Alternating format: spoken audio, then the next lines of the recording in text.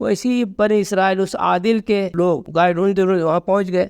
وہ گائے ان کو پسند آ گئی. بالکل وہی گائے تھی جو اللہ نے نشانی عطا فرمائی تھی, جو کلر بتایا تھا, جو عمر بتایا تھا, جو حالت بتائے تھے, اس گائے پر فٹ آ رہے تھے. لوگوں نے کہا بھائی گائے بیچو گے؟ کہاں بیچوں گا, کیا قیمت؟ قیمت یہ ہے اس کو ذبح کرنے کے بعد اس کی چمڑا بھر سونا دینا. تو مجبور تھے. حضرت موسیٰ علیہ السلام کا حکم تھا گائے لے کر آؤ. گئے, قیمت پر خرید لیا. جب لے کر گئے, گائے ذبح کیا گیا اور گائے کا دل کا ایک ٹکڑا لے کر اس مردے کو مارا گیا. مردہ زندہ ہو گیا. یعنی حضرت عادل جو تھے جس کو مرڈر ہوا تھا وہ زندہ ہو کر بیٹھ گئے.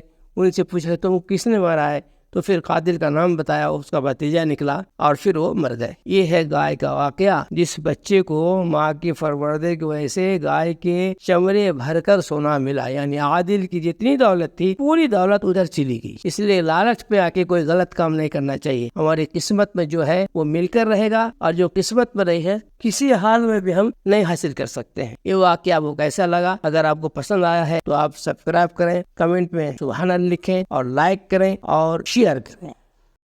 یہ جو گائے کے لیے قیودات بیٹھتے گئے اس کے سوالات سے, اگر اول میں صرف گائے کرنے کا حکم ہوا تھا, گائے ذبح کرنے کا حکم ہوا تھا, کسی بھی ایک گائے کو ذبح کرتے تب بھی کام چلتا, لیکن ان کی ارادے ایسے نہیں تھے. اس لیے سوال پہ سوال کرتے جا رہے. جب دیکھا کہ جتنے سوال کر رہے ہیں قیودات بڑھتے جا رہے ہیں اور معافی کی کوئی نشانی نہیں, مجبوراً انہوں نے لاسٹ میں تسلیم کر لیا.